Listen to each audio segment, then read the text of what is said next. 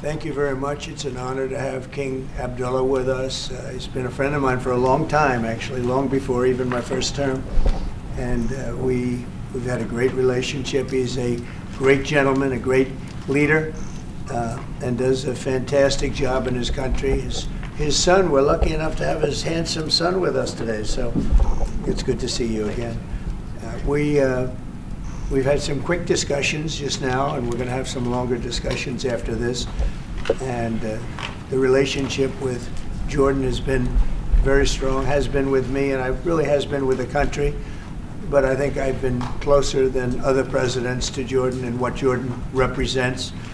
And it's an honor to have you and your son with us today.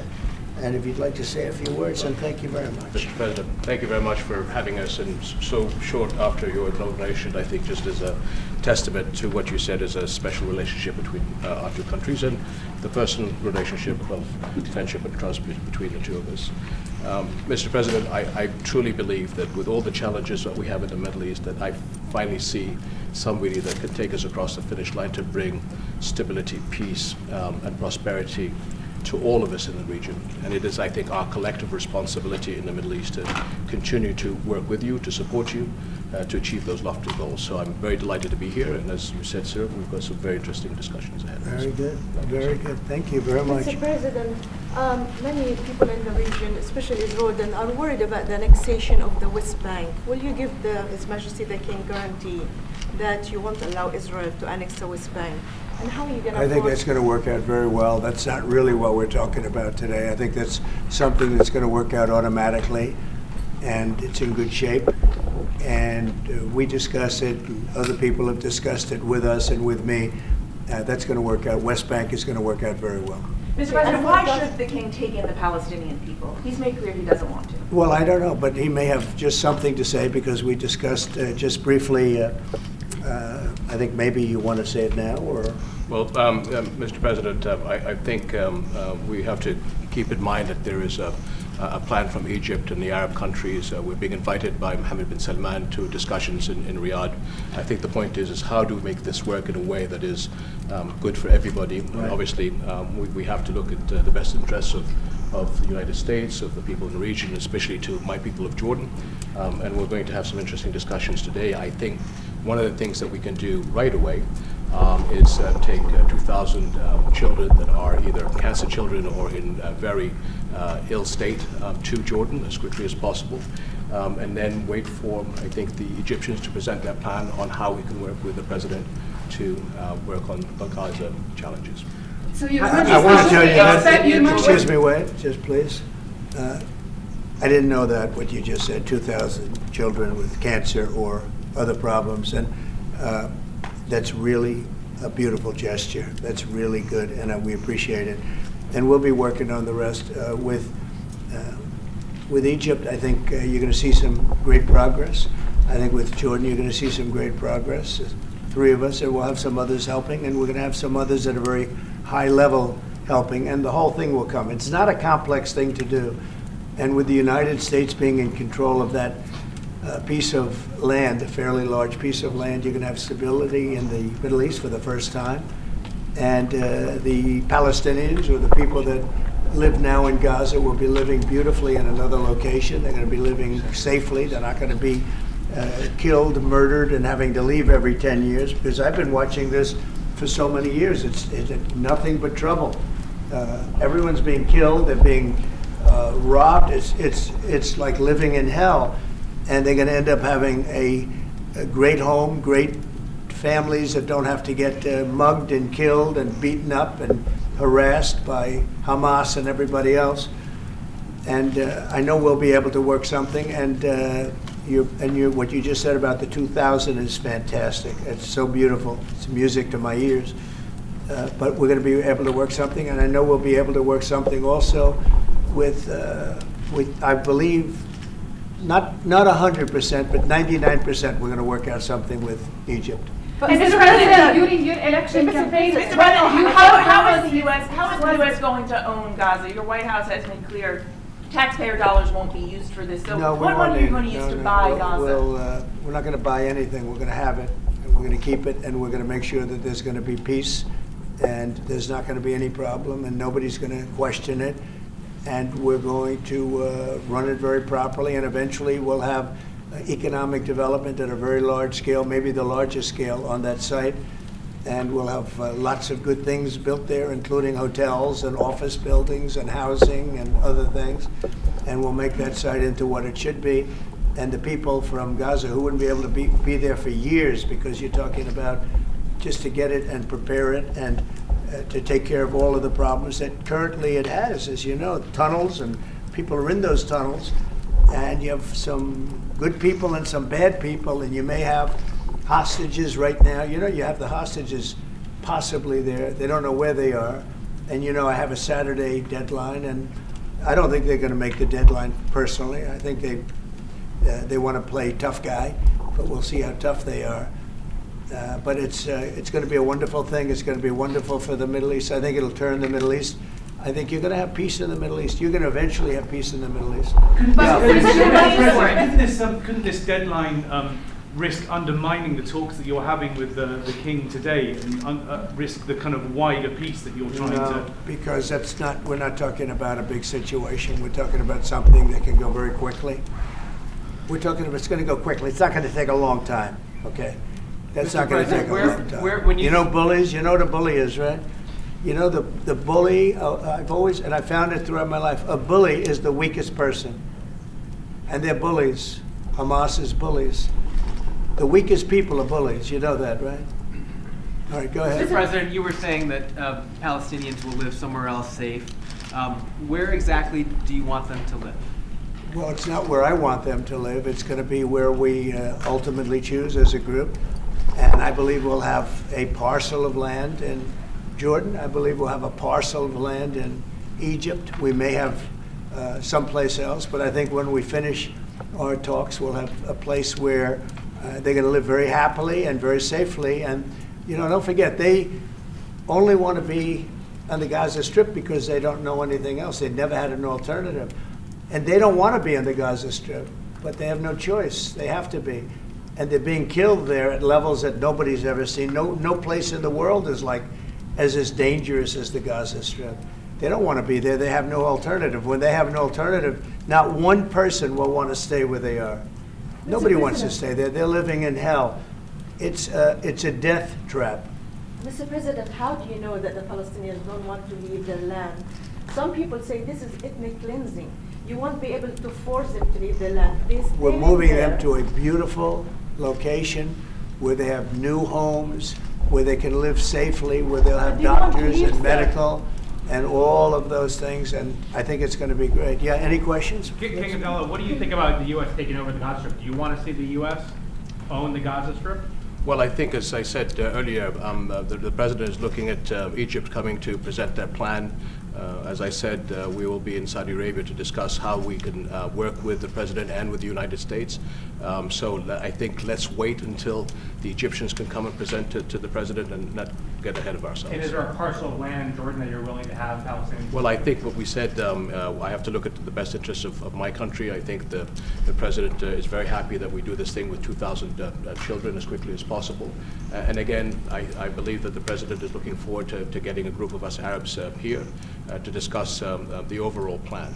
And last question, the 2,000 children, are those from the Gaza Strip? Absolutely, from the Gaza Strip. Are you willing to change your mind, Mr. That's President? from the Gaza Strip, the 2,000. Are you willing to change your mind if you hear the Egyptian and the Arab plan end of the month? If they present you something different, are you open? I think we sort of have gone down the line. We know pretty much what is going to be presented. And I think it's going to be something that's going to be magnificent for the Palestinians. They're going to be in love with it. I did very well with real estate. I can tell you about real estate. They're going to be in love with it. But Mr. President, does it concern you that moving 2 million people from there? It's a very small number of people relative to other things that have taken place over the decades and centuries. It's a very small number of people. And they're living a terrible life. Look at the way they're living now. Nobody's living like that in the entire world. They're living under buildings that are mostly fallen down and will continue to fall down. And they're living under. People are being killed every day. The conditions are horrible. There are no conditions anywhere in the world that are worse than the Gaza Strip right now. But don't you But have Mr. concern President, that you you can said all destabilize hell- Jordan and You said all Egypt? hell will break out if all the hostages are not released on Saturday. What did you mean by that? And are you encouraging Netanyahu to walk away from this deal? Have you talked about this with him? So directly? I've looked at at the condition of people coming out of the hostage situation, and it's horrible. I looked at the before and after yesterday. 3 young men. One is dead now, as you know, the older gentleman who died, which everybody said he was alive and well. He's dead. But the 3 young men, and I looked at them from a short while ago, and I looked at them now. They are emaciated. They look like Holocaust survivors. They looked. I mean, they'll get better, but they're in rough shape. They were treated really badly, and we've heard things from them since. And I think the reason that Hamas is playing so cute is because they saw the reaction to these 3 people that came out, and the other ones. Look, the one young lady had her hand blown off practically, and they were not in great shape either. But she's missing her fingers and a big part of her hand. You know what she did? She was stopping a bullet that was aimed at her. She went like that, then it blew off her hand. Now, I think I think they want time, because I think the people that they have living are in such bad shape, because they're sending the most healthy people out, because they don't want to send the least healthy people out. And there was an uproar when they saw the people from yesterday. So these people are, so I don't want to do 2 and then we do another 2 in another week and then we do 4 in 3 weeks. No. They either have them out by Saturday at 12 o'clock or all bets are off. Mr. President, Mr. President, would you still consider withholding aid to those countries if they don't accept your plans to accept? Well, I don't want to say that, because we've had such a good relationship and we're doing so well just in the short time that we've been talking. I mean, the king just made a statement. I didn't ask him to do that, about literally saving 2,000 young children from the Gaza Strip. We didn't know about that. You didn't know about that. Nobody did, except for the king and his son. I assume you told your son, right? And I just thought it was great. No, I think we'll do something. I don't have to threaten with money. We contribute a lot of money to Jordan and to Egypt, by the way, a lot, to both. But I don't have to threaten that. I think we're above that. I do believe we're above that. So. Would you consider other countries, not Jordan and Egypt? There was talks about Indonesia, Albania, other places. Yeah, sure, we would. And we have other countries that want to get involved. We have a lot of people that want to get involved. There's a great sense of wanting to help the Palestinians. There's a lot of good countries out there, people that rule those countries with big hearts, and this gentleman is at the top of the list. But if they don't want to leave, how are you going to force them, Mr. President? Oh, they're going to be great. They're going to be very happy. Can you Your give us a Majesty, second, Your Mr. Majesty, President? should we May I- expect that the may I- Jordanian response will be part of a coordinated Arab response? The response will be from a multitude of countries, Arab, international. I know the Europeans want to step in. And again, we'll probably have to look to the help of the United States to make sure that COGAT, which is the clearing agency on the Israeli side, makes it as efficient as possible, because 2,000 kids, the best way to get to them is by helicopters and get them straight to our institutions. And I also believe that quite a few countries would also probably like to take some of those kids and have them treated in their hospitals. So No, we this hope to should have launch been this done. ASAP. Yes, and that's right. This should have been done by the Biden administration, but you know, they didn't do anything. They didn't know what the hell they were doing. So this should have been done by the Biden administration. This should have never happened, because October 7th would have never happened if I were president. Zero chance of happening. You wouldn't have had that whole mess where the Middle East got blown up, and you wouldn't have had Ukraine and Russia fighting. That would have never happened. And by the way, we're making good progress there, I think. I really think we're making some very good progress. Mr. President, President, you is said your team, before are you that putting the in charge U.S. of it? would buy Gaza, and today you just said we're not going to buy Gaza. We're not going to have to buy. We're going to have Gaza. We don't have to buy. There's nothing to buy. We will have Gaza. What does that mean? No reason to buy. There is nothing to buy. It's Gaza. It's a war-torn area. We're going to take it. We're going to hold it. We're going to cherish it.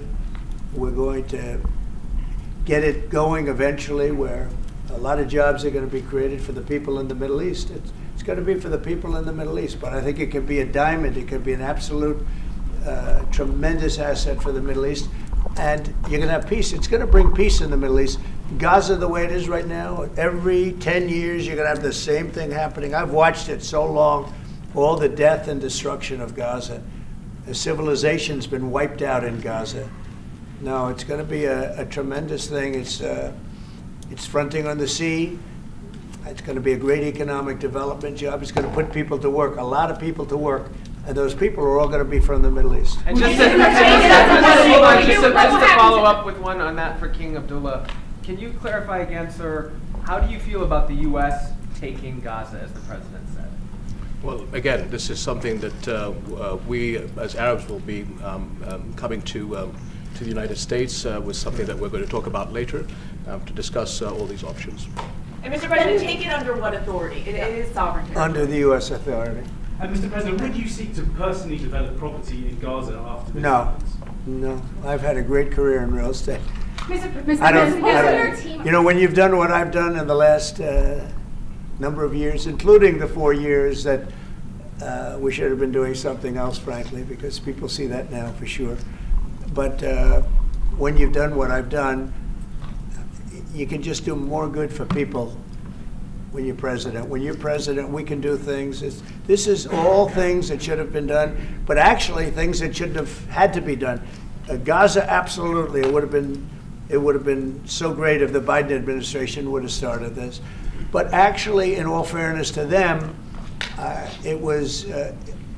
they should have never let it happen. It did happen, and because of the fact that they let this happen, this catastrophe of October 7th, something like this becomes practical and very real, meaning the development and all of the things that I've talked about with respect to the Gaza Strip. If you didn't have the October 7th catastrophe, and it was a horrible catastrophe, then probably you wouldn't be talking about that.